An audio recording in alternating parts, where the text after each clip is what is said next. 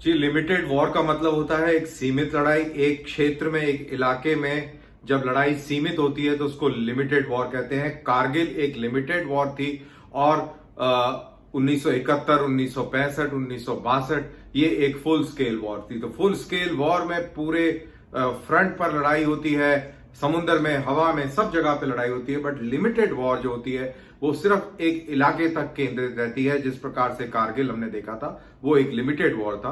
तो जब हम ये बात कर रहे हैं कि चाइना और हिंदुस्तान की जो बॉर्डर की तनातनी है, जो कशीदगी है, वो लिमिटेड वॉर की तरफ अग्रसर है, मतलब उसका ये है कि ईस्टर्न लद्दाख में एक लिमिटेड वॉर जैसी सिचुएशन बनती जा रही है। और हो सकता है कि अगर स्थिति काबू में ना आई तो लिमिटेड वॉर भी हो सकती है।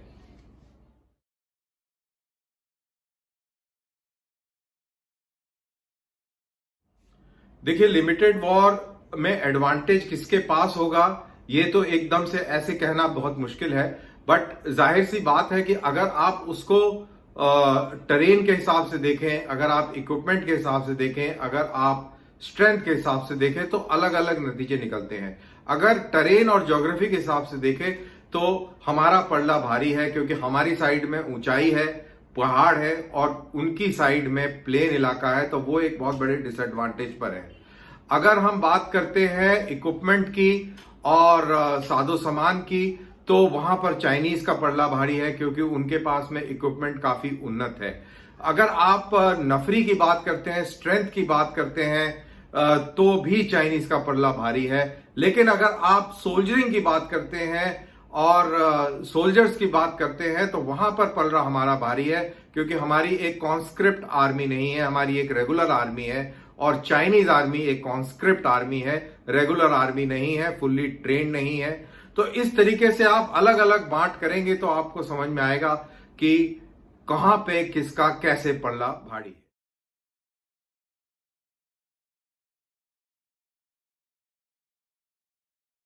देखिए, जहां तक तैयारी का सवाल है, हिंदुस्तान की तैयारी लिमिटेड वॉर के लिए या फुल स्केल वॉर के लिए या टू फ्रंट वॉर के लिए पूरी तरह तैयारी है।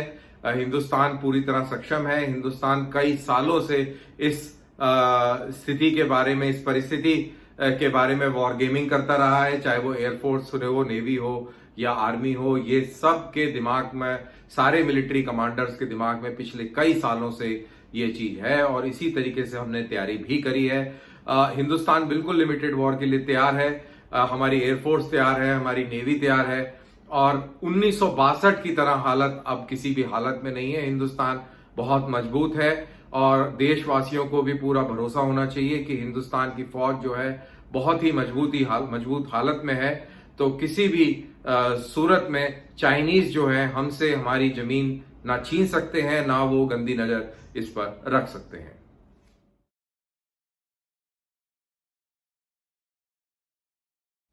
देखिए, चाइना कम्युनिस्ट कंट्री जरूर है, लेकिन सबसे ज्यादा कैपिटलिस्ट लोग चाइनीज ही हैं।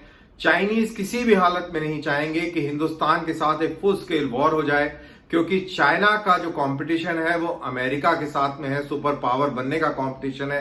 अगर वो फुल स्केल वॉर में जाता है तो चाइना की इकोनॉमी के ऊपर बहुत भारी प्रेशर पड़ेगा, हिंदुस्तान का भी बहुत नुकसान होगा, लेकिन चाइना का जो सपना है वो जरूर चूर चूर हो जाएगा। तो इसी वजह से चाइना कभी भी फुल स्केल वॉर नहीं चाहेगा। चाइना हमेशा लिमिटेड वॉर चाहेगा, छोटे इलाके में चाहेगा, और वहां पर वो अपनी पूरी टेक्नोलॉजी का इस्तेमाल करेगा और पूरी माइट का इस्तेमाल करेगा अपनी इज्जत को बचाने के लिए। लेकिन हिंदुस्तान भी उसी तरीके से पूरी तरह तैयार है, और हिंदुस्तान किसी भी हालत में चाइनीज को वो एडवांटेज नहीं लेने देगा, और उसकी अपनी रणनीतियां हैं। तो इसमें कोई दो राय नहीं कि हिंदुस्तान चाइनीज के ऊपर बहुत भारी पड़ने वाला है।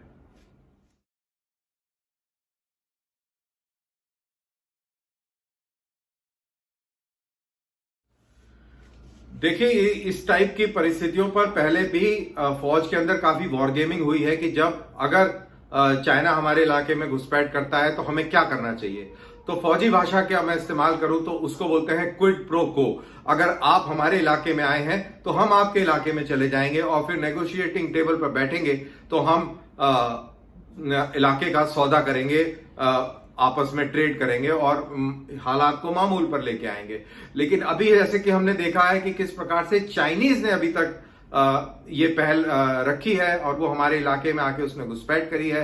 अभी भी देप्सांग और फिंगर 4 के इलाके में वो मौजूद है। लेकिन जो कल की जो घटना हुई है, परसों की जो घटना हुई है, उससे मेरे को ऐसा लगता है कि शायद हमने भी कुछ क्विड प्रो को की कार्रवाई करी है, क्योंकि जिस तरीके से चाइनीज वेस्टर्न थिएटर कमांड की जो ट्वीट आया है, उससे ऐसा लगता है कि उनको गहरी चोट पहुंची है और हिंदुस्तान ने कुछ ऐसी कार्रवाई कर दी है जिससे कि अब चाइना दबाव में है।